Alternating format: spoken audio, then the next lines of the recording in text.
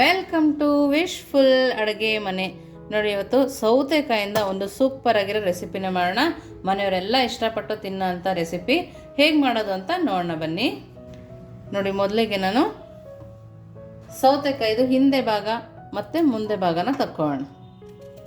ನೋಡಿ, ಈ ಥರ ತೆಗೆದು ನಾವು ಸೌತೆಕಾಯಿ ಸಿಪ್ಪೆನ ತೆಗಿಯೋಂಗಿಲ್ಲ, ಸಣ್ಣದಾಗಿ ಕಟ್ ಮಾಡ್ಕೊಳ್ಳೋಣ. ನೋಡಿ, ನೋಡ್ತಾ ಇದ್ದೀರಲ್ಲ, ತಿರುಳು ಕೂಡ ಎಳೆಯದಿರೋದ್ರಿಂದ ಹಾಗೆ ಹಾಕ್ಕೊಳ್ತಾ ಇದ್ದೀನಿ. ತಿರುಳು ಕೂಡ ತಕ್ಕೊಳ್ಳಲ್ಲ, ಸಿಪ್ಪೆನೂ ತಕ್ಕೊಳ್ಳಲ್ಲ, ಹೀಗೇ ಕಟ್ ಮಾಡ್ಕೊಳ್ಳೋಣ. ನೋಡಿ, ಈ ಥರ ಸಣ್ಣ ಸಣ್ಣದಾಗಿ ಎಲ್ಲದನ್ನು ಕಟ್ ಮಾಡ್ಕೊಂಡು ಬರೋಣ. ನಾನಿಲ್ಲಿ ಒಂದು ಸೌತೆಕಾಯಿನ ಕಟ್ ಮಾಡ್ಕೊಂಡಿದ್ದೀನಿ. ನಮ್ಗೆ ಇವತ್ತಿಗೆ ಒಂದು ಸೌತೆಕಾಯಿ ಸಾಕಾಗತ್ತೆ. ಸೌತೆಕಾಯಿ ಬಲ್ತಿದ್ರೆ ಸಿಪ್ಪೆ ತಕ್ಕೊಳ್ಳಿ, ಇಲ್ಲಾಂದರೆ ಸಿಪ್ಪೆ ತೆಗಿಯೋ ಅವಶ್ಯಕತೆ ಇಲ್ಲ. ನೋಡಿ ಎಷ್ಟು ಚೆನ್ನಾಗಿದೆ ಅಂತೇಳಿ. ಇದನ್ನೆಲ್ಲ ಒಂದು ಪ್ಲೇಟಿಗೆ ಹಾಕೋಣ. ನೋಡಿ, ನಾನಿಲ್ಲಿ ಸೌತೆಕಾಯಿನ ಈ ಥರ ಕಟ್ ಮಾಡ್ಕೊಂಡಿದ್ದೀನಿ. ಇವಾಗ ನೆಕ್ಸ್ಟ್ ಏನು ಮಾಡೋದು ನೋಡೋಣ ಬನ್ನಿ. ನೋಡಿ, ಮೊದಲಿಗೆ ಒಂದು ದಪ್ಪ ತಳ ಇರೋ ಪಾತ್ರೆನ ತೊಗೊಂಡಿದ್ದೀನಿ. ಅದಕ್ಕೆ 2 ಸ್ಪೂನ್ ಆಗುವಷ್ಟು ಎಣ್ಣೆನ ಹಾಕೋಣ. ಎಣ್ಣೆ ಸ್ವಲ್ಪ ಬಿಸಿ ಆಗಕ್ಕೆ ಬಿಡೋಣ. ನೋಡಿ, ಎಣ್ಣೆ ಸ್ವಲ್ಪ ಕಾಯ್ದಿದೆ.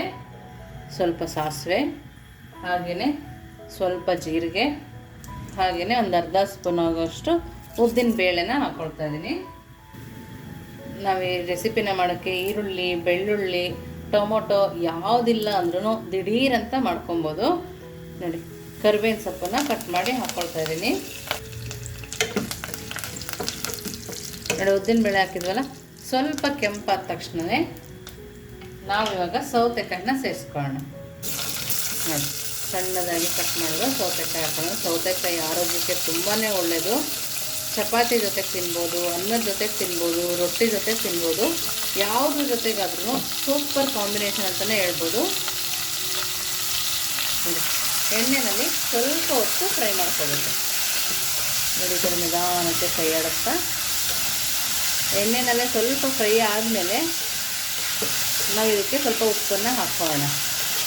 ನೀವಿನ್ನೂ ನಮ್ಮ ವಾಟ್ಸಪ್ ಗ್ರೂಪಿಗೆ ಜಾಯಿನ್ ಆಗಿಲ್ಲ ಅಂದರೆ ವಿಶ್ಫುಲ್ ವಾಟ್ಸಪ್ ಗ್ರೂಪಿಗೆ ಜಾಯಿನ್ ಆಗೋದನ್ನು ಮರಿಬೇಡಿ. ನಿಮ್ಗೆ ಯಾವ ರೆಸಿಪಿ ಬೇಕಂತ ಆ ವಾಟ್ಸಪ್ ಗ್ರೂಪಲ್ಲಿ ಮೆಸೇಜ್ ಕೂಡ ಹಾಕ್ಬೋದು.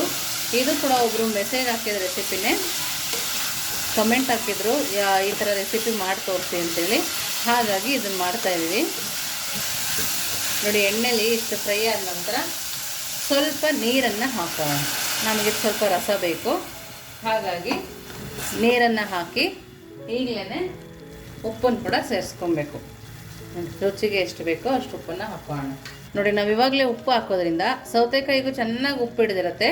ನೀವು ಉಪ್ಪು ಹಾಕಿದ್ರಿಂದ ನೀರು ಕೂಡ ಬಿಡುತ್ತೆ, ಇದರಿಂದ ಚೆನ್ನಾಗಿ ಬೇಯುತ್ತೆ. ಮೀಡಿಯಮ್ ಫ್ಲೇಮಲ್ಲಿಟ್ಟು 2 ನಿಮಿಷ ಇದನ್ನು ಬೇಯಿಸ್ಕೊಂಬರೋಣ. ನೋಡಿ, ಒಂದು 3 ನಿಮಿಷ ಆಗಿದೆ. ನೋಡಿ, ನಮ್ಗೆ ತೀರಾ ಬೆಂದ್ರೂ ಟೇಸ್ಟ್ ಬರೋದಿಲ್ಲ. ನೋಡಿ, ಒಂದು ಸ್ವಲ್ಪ ನೋಡಿ ಈ ಥರ ಬೆಂದರೆ ಸಾಕು. ಜಾಸ್ತಿ ಬೆಂದರೆ ತುಂಬ ಸಾಫ್ಟಾಗಿ ತಿನ್ನೋಕ್ಕೆ ಕೂಡ ಚೆನ್ನಾಗಿರೋದಿಲ್ಲ. ನೋಡಿ, ಇವಾಗ ಬೇಯ್ತಾ ಇದೆಯಲ್ಲ, ಇವಾಗ ನಾವು ಇದಕ್ಕೆ ಸ್ವಲ್ಪನೇ ಅರಿಶಿನ ಪುಡಿನ ಹಾಕೋಣ. ಹಾಗೆಯೇ ಖಾರಕ್ಕೆ ಖಾರದ ಪುಡಿ. ನಿಮ್ಮ ಮನೇಲಿ ಖಾರ ಜಾಸ್ತಿ ತಿನ್ನೋಂಗಿದ್ರೆ ಸ್ವಲ್ಪ ಖಾರದ ಪುಡಿನ ಜಾಸ್ತಿ ಹಾಕ್ಕೋಬೋದು. ನಾನಿಲ್ಲಿ ಕಡಲೆ ಬೀಜದ ಪುಡಿನ ಹಾಕ್ಕೊಳ್ತಾ ಇದ್ದೀನಿ. ಕಡಲೆ ಬೀಜನ ಚೆನ್ನಾಗಿ ಹುರಿದು ಪುಡಿ ಮಾಡಿ ಇಟ್ಕೊಂಡಿರುವಂಥ ಪುಡಿನ ಹಾಕ್ಕೊಳ್ತಾ ಇದ್ದೀನಿ. ಇದು 2 ಸ್ಪೂನ್ ಆಗುವಷ್ಟು ಹಾಕ್ಕೊಳ್ತಾ ಇದ್ದೀನಿ. ಇದು ಹಾಕೋದ್ರಿಂದ ಚೆನ್ನಾಗಿ ಎಣ್ಣೆ ಬಿಟ್ಟು ಸೂಪರಾಗಿ ಬರುತ್ತೆ. ನೆಕ್ಸ್ಟ್ ಇಲ್ಲಿಗೆ ಎಳ್ಳನ್ನು ಕೂಡ ಹುರಿದು ಪುಡಿ ಮಾಡಿ ಇಟ್ಕೊಂಡಿದ್ದೆ, ಅದನ್ನು ಕೂಡ ಒಂದು 2 ಸ್ಪೂನು ಹಾಕೋಣ. ಇಷ್ಟನ್ನು ಹಾಕಿ ಚೆನ್ನಾಗಿ ಕೈ ಆಡಿಸ್ಕೊಬೇಕು. ಕಲರ್ ನೋಡಿ ಎಷ್ಟು ಚೆನ್ನಾಗಿ ಕಾಣಿಸ್ತಾ ಇದೆ. ತುಂಬ ಅಂದರೆ ತುಂಬ ರುಚಿಯಾಗಿ ಬರುತ್ತೆ. ನೋಡಿ, ಇವಾಗ ಕಡಲೆ ಬೀಜ ಮತ್ತು ಎಳ್ಳಿನ ಪುಡಿ ಹಾಕಿದ್ಮೇಲೆ ಸ್ವಲ್ಪ ಚೆನ್ನಾಗಿ ಕುದಿಸ್ಕೊಂಡಿದ್ದೀವಲ್ವ, ಒಂದು 5 ನಿಮಿಷ ಆದರೂ ನಾವು ಇದನ್ನು ಕುದಿಸ್ಕೊಬೇಕು. ನೋಡಿ, ನಾವೀಗ ಇದಕ್ಕೆ ಹುಚ್ಚೆಳ್ಳು ಪುಡಿನ ಹಾಕ್ಕೊಳ್ತಾ ಇದ್ದೀವಿ. ಹುಚ್ಚೆಳ್ಳು ಪುಡಿ ಹಾಕೋದ್ರಿಂದ ಟೇಸ್ಟ್ ಅಂತೂ ಅದ್ಭುತವಾಗಿ ಬರುತ್ತೆ. ಸ್ವಲ್ಪ ಕೊತ್ತಂಬರಿ ಸೊಪ್ಪು. ನೋಡಿ, ಇಷ್ಟನ್ನು ಹಾಕಿದ್ರೆ ಸೂಪರಾಗಿ ಕಾಣಿಸ್ತದಲ್ಲ ಸೌತೆಕಾಯಿ ರಸ ಪಲ್ಯ. ನೀವು ಯಾವುದ್ರ ಜೊತೆಗೆ ಬೇಕಾದರೂ ತಿನ್ಬೋದು. ಅನ್ನ, ಚಪಾತಿ, ಈವನ್ ಮುದ್ದೆ ಕೂಡ ಸೂಪರ್ ಕಾಂಬಿನೇಷನ್ ಅಂತಲೇ ಹೇಳ್ಬೋದು. ನೋಡಿ, ಇದೆಲ್ಲ ಹಾಕಿದ ಮೇಲೆ ಒಂದು 2 ನಿಮಿಷ ಮೀಡಿಯಮ್ ಫ್ಲೇಮಲ್ಲಿಟ್ಟು ಕುದಿಸ್ಕೊಂಬರೋಣ. ನೋಡಿ 5 ನಿಮಿಷ ಕುದಿಸ್ಕೊಂಡಿದ್ದೀವಲ್ವ, ಇವಾಗ ಸ್ಟವನ್ನು ಆಫ್ ಮಾಡೋಣ. ನೋಡ್ತಾ ಇದ್ದೀರಲ್ಲ ಸೌತೆಕಾಯಿ ರಸಪಲ್ಯ ಎಷ್ಟು ಚೆನ್ನಾಗಿದೆ ಅಲ್ಲ. ಇದನ್ನು ಇವಾಗ ಅನ್ನದ ಜೊತೆ ಯಾವ ಥರ ತಿನ್ನೋದು ನೋಡೋಣ ಬನ್ನಿ. ನೋಡಿ ಅನ್ನ ಕೂಡ ರೆಡಿ ಇದೆ, ಹಾಗೆಯೇ ಸೌತೆಕಾಯಿ ರಸಪಲ್ಯ ಕೂಡ ರೆಡಿ ಇದೆ. ನೋಡ್ತಾ ಇದ್ದೀರಲ್ಲ ಎಷ್ಟು ಚೆನ್ನಾಗಿದೆ ನೋಡಿ. ರಸ ಕೂಡ ಆ ಕಡೆ ಈ ಕಡೆ ನೀರು ಬಿಟ್ಟಿಲ್ಲ, ಅಷ್ಟು ಚೆನ್ನಾಗಿದೆ. ನೋಡ್ತಾ ಇದ್ದೀರಲ್ಲ ತುಂಬ ಅಂದರೆ ತುಂಬಾ ಅದ್ಭುತವಾಗಿದೆ. ನೀವು ಇದನ್ನು ರಾಗಿ ರೊಟ್ಟಿ ಜೊತೆ ಕೂಡ ತಿನ್ಬೋದು, ಅಷ್ಟು ಚೆನ್ನಾಗಿದೆ. ನಮಗೆ ಕಮೆಂಟ್ ಮೂಲಕ ಕೆಲವೊಬ್ಬರು ತಿಳಿಸಿದರು ಸೌತೆಕಾಯಿ ರಸಪಲ್ಯ ಮಾಡಿ ಅಂತೇಳಿ. ಅವ್ರಿಗೋಸ್ಕರ ಈ ಸೌತೆಕಾಯಿ ರಸಪಲ್ಯ ಮಾಡಿದ್ದೀವಿ. ಅವ್ರು ಕೇಳಿದ್ದಕ್ಕಾಗಿ ಧನ್ಯವಾದಗಳನ್ನ ಹೇಳ್ತಾ ಟೇಸ್ಟನ್ನು ನೋಡೋಣ. ನೋಡಿ ಯಾವ ಥರ ಅನ್ನಕ್ಕೆ ಕೂಡ ಅಂಟ್ಕೋತಾ ಇದೆ ನೋಡಿ, ರಸ ಎಲ್ಲ ನೀಟಾಗಿ ಹತ್ಕೊಂಡಿದೆ.